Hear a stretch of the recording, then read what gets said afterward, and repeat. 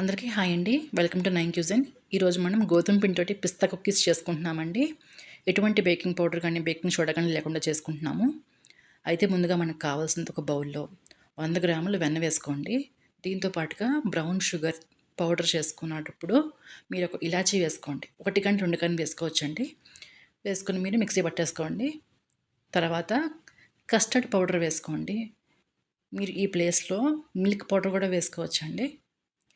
ఇక్కడ గోధుమ పిండి వేస్తున్నానండి 150 గ్రాములు. ఇది నేను కొన్న పిండి కానే కాదు. నేను పిండి మరకు వెళ్ళి ఆడించుకుని తెచ్చుకున్న పిండి అండి. అదే ఇక్కడ నేను వేసుకుంటున్నాను. 150 గ్రామ్స్ అండి.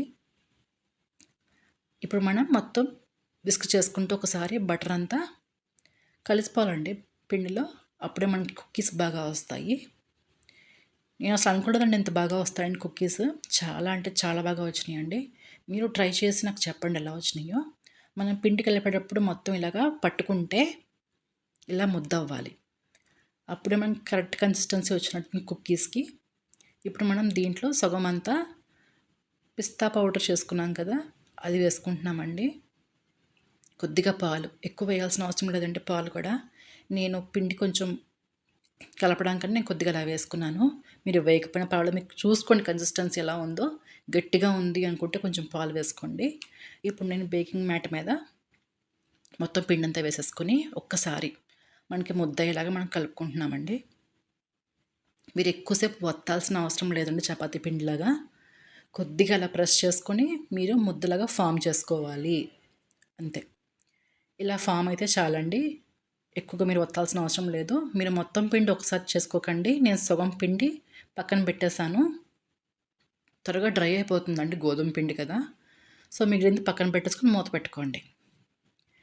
ఇప్పుడు నేను ఇక్కడ చేతులు మార్చుకుంటూ నేను ఇలాగ లడ్డులా చేస్తున్నానండి. చూడండి, ఇలా అయితేనే మనకు కుక్కీస్ బాగా వస్తాయండి. చపాతీలకి రోల్ చేసినట్టుగా గట్టిగా మాత్రం రోల్ చేయొద్దండి ప్లీజ్. చాలా స్లోగా ప్రెస్ చేయండి, గట్టిగా ప్రెస్ చేయొద్దు. దీనిపైన ఇప్పుడు మనం పిస్తా పౌడర్ వేసేసుకుందాము. మీ ఇంకోటి కూడా చేసి చూపిస్తాను మీకు అర్థం అవడానికి.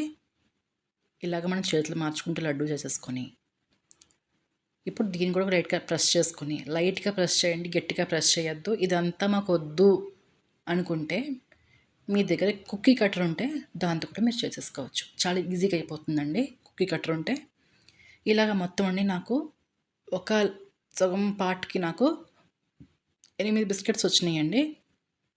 ఇప్పుడు దీన్ని నేను ప్రీ హీటెడ్ ఓవెన్లో 15 మినిట్స్ బేక్ చేసేసుకుంటున్నానండి. ఇది బేక్ అయ్యేలోపు నేను మీకు చూపించాలనుకుంటున్నానండి. ఇది డ్రై ఫ్రూట్ కట్టర్ అండి.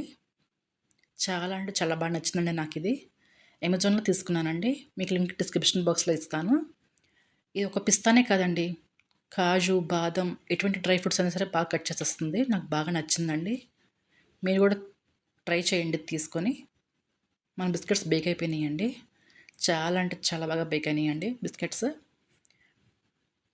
ఎటువంటి బేకింగ్ సోడా లేకపోయినా బేకింగ్ పౌడర్ లేకపోయినా కూడా చాలా క్రంచీగా వచ్చినాయండి. మీకు చూపిస్తున్నాను చూడండి, తుంపి చాలా క్రంచీగా వచ్చినాయండి. మీకు నచ్చిందని అనుకుంటున్నాను. మీ ఫ్యామిలీ మెంబర్స్కి, ఫ్రెండ్స్కి షేర్ చేయండి. థ్యాంక్స్ ఫర్ వాచింగ్ అండి. Thank you so much.